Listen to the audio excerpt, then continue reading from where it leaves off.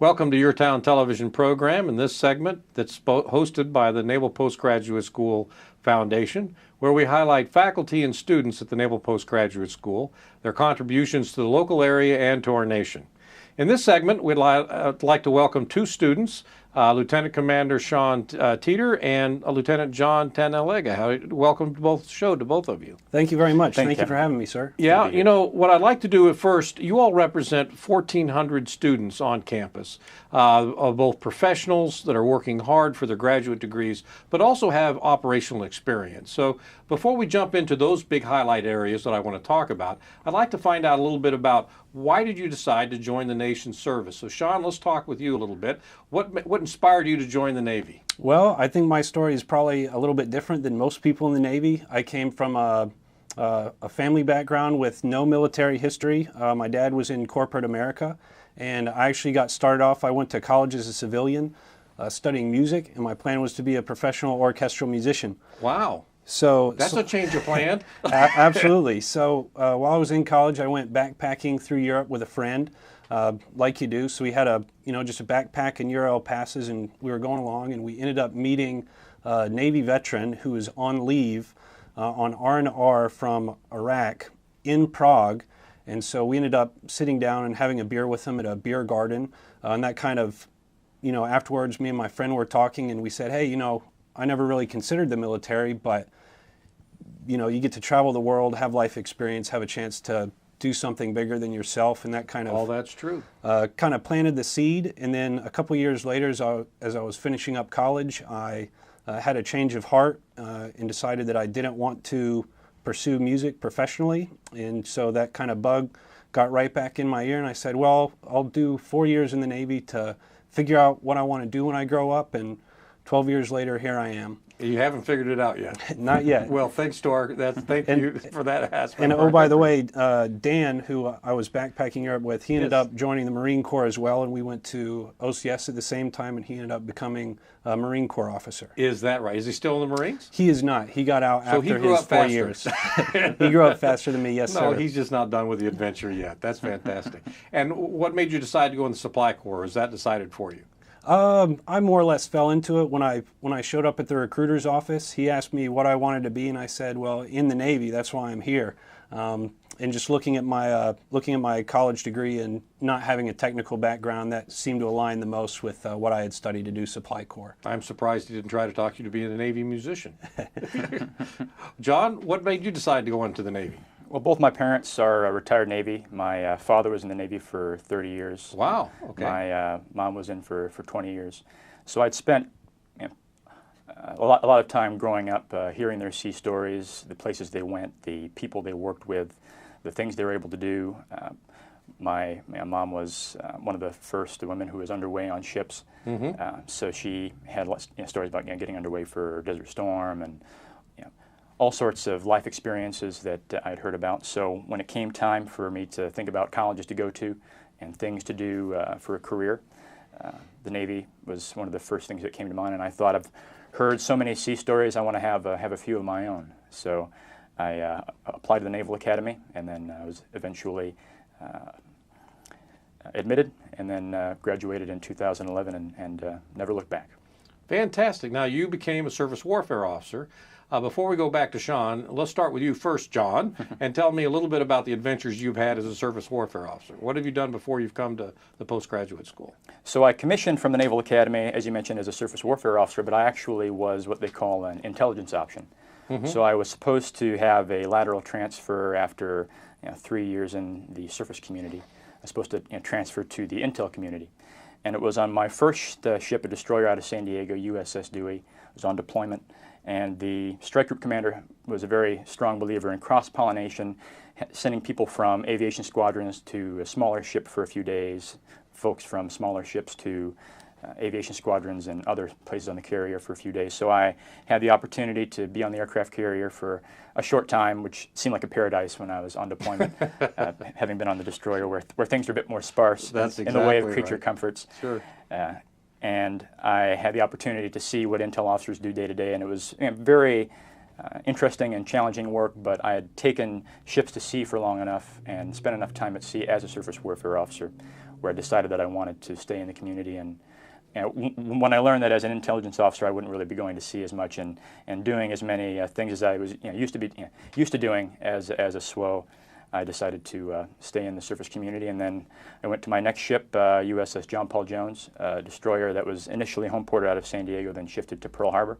So as far as duty stations go, San Diego and Pearl Harbor, pretty good. I've been rolling 7 so far for duty stations, and now in Monterey. So yeah. Great. Well, before we get to that Monterey part, let's ask Sean. So before you came here, what has your career been like? What have you done? Very exciting so far. So I'm in the Supply Corps, first of all, which, to put it simply, we're kind of the business arm of the Navy. Anything related to inventory management, financial management, logistics. Basically, our job wherever we go is to make sure that the right material is at the right time, or excuse me, the right material is in the right place at the right time and the right amount to keep the crew fed, the ship steaming, aircraft in the air, and do it all in budget. So everywhere that I've gone, that's been my focus. But I think that my career path has been unique in that being in the Supply Corps, I can go to a number of different operational communities. So I started off, I was served on board a submarine, the USS West Virginia, where I did 5 strategic deterrent patrols. From there, I went. Well, now, was she out of Georgia or was she out of the Northwest area? Out of Georgia, out of Kings Bay, Georgia. At Kings Bay, Georgia, okay. Yes, sir. And then I went from there across the country to San Diego, where I worked for the Navy Communications Satellite Office. Wow. Where I was in an acquisition job, purchasing, operating and maintaining communication satellites for the Navy and all the services, actually. And then I went from there back to the East Coast to Norfolk to an amphibious assault ship, the USS Baton, LHD-5, where I work primarily in aviation support. So I think I'm one of the few people who has been around where I've gotten to do, operate in the subsurface, surface, and aviation, and space domains. Well, I noticed that you're Supply Corps qualified in both submarines and in the aviation squadron itself. Now, did you deploy on Bataan? I did, yes, sir. So I deployed in 2014, and we had the dubious honor of being on station in 5th Fleet when the Islamic State first started kicking off over there. So we were on station along with the USS George Bush, the carrier. So we were flying missions, in support of combat operations against ISIL at the very beginning of the U.S. intervention there. Well, what I'd like to do is talk to you about your decisions for coming to MPS and what you're currently studying there. So, Sean, we'll start with you. Why did you decide to come to MPS, and what did you decide to study if you got the choice? Well, I would say as far as the decision to come to NPS, a graduate education is an important part of the career progression of an officer. So the question isn't really whether or not you're going to go to school, it's where are you going to go and when are you going to study. And being married to a fellow service member, it was easier to do the co-location for us both to come to NPS than it would be to try to work something to go to a civilian institution. And as far as once I got here, I knew that operations research was one of the more challenging curriculum available and more rare in my community. Most people in my community get MBAs, which aligns with the business mission of the Supply Corps. So I guess I just wanted to be the odd duck and study something different. Well, most people would say, you studied music, you focused on that in your undergraduate degree, and now you're studying mathematics, but in fact there's a high correlation with those two. Did you find the mathematics here easy? I wouldn't say easy, but it's definitely not insurmountable. Sure. And maybe I think differently than a lot of people, but I think the creativity that you need to do music, if you look at a problem that you've never seen before, the first step is having the intuition to figure out, a new way to solve the problem. So I think they complement each other well. I think they do too, and we're glad to have you. John, what made you decide to come to MPS? So I was on my last ship, USS John Paul Jones. I was talking with the captain of the ship at the time, Commander Matt Hall, and we were talking back and forth about where I'd go for shore duty, because I've been spending 3+ years on a ship, being at sea, thinking about what you're going to be doing when you go back to shore duty. It's shore duty is kind of the promised land for someone who's been on a ship for a few years. So going back and forth about my options for shore duty, and since my wife is also a surface warfare officer, and we both wanted to go to graduate school, NPS was one of the natural options that came up. And that captain, Commander Hall, was actually an NPS operations research graduate as well. So our best recruiters are our yes. captains out there, absolutely. And he had mentioned that I would probably be a good fit for the program, and that it changed the way that he thought, just the way that he approaches a problem and frames a problem and comes up with a solution or plan to solve it. So I put OR at the top of the list. I was an English major as an undergraduate, so it wasn't the most natural transition. But I think in the end it complemented itself well, in that many times we get so wrapped up in the mathematical side of the analysis that when it comes down to trying to communicate that in the English language to a decision maker, the analyst can analyze, but unless that analysis can be made clear to someone who can turn it into an action, then it sits on the shelf and it doesn't really do too much. So I think that while there was some rigorous work on the front end and throughout the curriculum, the math refresher quarter was in some ways a math introduction quarter for me.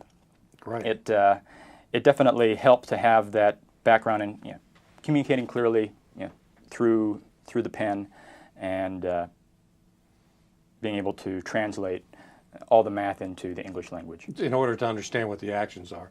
Well, I want to get to what you all are studying now, but both of you mentioned that you have military spouses, which is one of the reasons I asked you both on the show to talk a little bit about that. Maybe at a future time I can get your spouses on to see if they have the same view or same opinion. But how does the Navy do that? So what's been your experience with the Navy trying to help co-locate your spouse and you, Sean? It's gone well so far. And what's she studying? She's studying business. Ah, okay. So she's getting the MBA part of it. Yes, sir. Yes, okay. Sir. So, and you've been co-located throughout your marriage? Correct. Although we haven't been married too long, so this is we've only negotiated 2 sets of orders as a married couple, and it's gone well for the most part. We had a little bit of a hiccup when we first came. I started NPS before she did, so the detailing. So it was a little timing thing. It was a little timing thing, but what they worked out was they sent my wife to work at a job for a year in Tracy, California. And so for my start of my time at NPS, we lived in San Jose, and I had an hour and a half commute down to Monterey, and she had an hour and a half commute up to Tracy. But you work with what you got, and that's much better than being separated. So we made it work. And John, how about your experiences? Yes, so it helps. My wife Michelle is also a surface warfare officer, and she is a year behind me. So we met at the Naval Academy. So I graduated. No, by year, she's in a different year group. Correct. Right. Okay. Got it. So I graduated in 2011 in commission, and she did the same in 2012. So it's staggered out pretty well in that I'm able to let her know, hey, what to expect. When she's having a rough day at work or I'm having a rough day at work, we're able to support each other because we both experience that. Have those similar experiences. And also, the stars aligned as far as timing goes, because her first ship was a frigate that was being decommissioned. So she, even though she is a year behind me in terms of getting commissioned, we're only about 6 months off because she decommissioned her ship. Right. And finished her. But that helps the her first detailing tour process early. because Exactly. you know where you're going to go next, and then the detailers can follow based on that process. Now, is she a student here at MPS too? She is. And what's she studying? She's studying undersea warfare, specifically physical oceanography, and she was her undergraduate to graduate program's a much better one-to-one comparison. Okay, I was going to say that's a pretty technical degree. She was an oceanography major back at the academy, so it's a fairly seamless transition from one to the other. But for her, going from being an oceanography major to later on being an anti-submarine warfare officer to now studying oceanography in an anti-submarine warfare context at the Naval Postgraduate School, it's almost as if it was planned this way. Right. That it all worked out. We that like way. to say that it is. Yes, some way. Absolutely. Well, we got a couple minutes left, and I want to know 2 other things from each of you. One is, what is your thesis or research work at the postgraduate school? And 2, what are you going to do next after you graduate? So, Sean, we'll go with you first. Well, for my thesis research, I'm doing some research sponsored by the Navy Supply Systems Command. And so they have a big job to do in terms of managing inventory for repair parts for ships and aircraft across the fleet. And a couple of the professors here at the school have done the heavy lifting and done an inventory optimization model that, given an amount of dollars, they can decide what should go on the shelf to get the best chance of filling any given order that comes in. But there are different ways that you can set the parameters for the model, and different ways that you could use it. Like, do you run the model every month, every quarter, every year? What ends up... What's the time horizon exactly that you're solving for? What ends up giving the best... ends up giving the best results? So I'm taking the inventory optimization model that they did, and I'm creating a simulation environment that figures out, gets some insights into how to best use this model in an operational context. So you're actually creating a simulation to test the optimization model to find out when does it best perform and how to actually use that optimization. Correct, with the goal being that I can influence policy at the nav sup level for how they implement it and actually buy stuff and put it on the shelf. It seems to me that this would be easily convertible to a civilian application as well, to almost any company that has warehousing issues. Is that right? Absolutely. Yes, okay. Sir. And John, what are you doing? So the Navy is exploring unmanned surface vehicles. So DARPA has the Hunter Testbed concept that they've been working on. Which is a large unmanned surface vessel. Correct. Yeah. And it's about 130 feet long. And it's just seeing if these different technologies can work and testing it in a small environment, and then eventually applying it more largely to the entire fleet. And my work in particular is trying to figure out what capabilities, what sensors, what weapons, what things do we put on this unmanned surface vehicle to help the warfighter the most. What gets us the edge in combat if it ever comes to it? What helps us perform the mission of the United States Navy the best? And because there is no data out there for unmanned surface vehicles, there's only one right now, the exploration naturally goes to modeling and simulation. Mm-hmm. So I'm taking a computer-based simulation and model from the Navy Surface Warfare Development, the Navy Surface Warfare Center in Dahlgren, Virginia, and they've developed it in-house, and using that computer model to see what capabilities give us the most bang for our buck. Great. And quickly, let's name your thesis advisor. Sean, who's your thesis advisor? Dr. Emily Creparo. Oh, great. One fantastic faculty member. And Dr. Tom Lucas. Dr. Tom Lucas. Two great faculty. So we got a couple seconds left. Sean, after you graduate, where are you going to go next? U.S. Transportation Command. You're in Illinois? Yes, sir. That's Scott about as Air far Force as away Base. you get. That's about as far as away you get from the oceans. It's a sea of corn, sir. Well, that's great. Another experience and adventure waiting to happen. And John, where are you going? I'm going to Department Head School in Newport, Rhode Island, and then back to sea after that. Back to sea to be in the department head. Well, thank you both very much for being on the show. Thanks for the service that you give us in your nation and your future contributions. And thank you for joining us on the YourTown television program, where we're highlighting Naval Postgraduate School faculty and students. We hope to see you again and join us for future sections.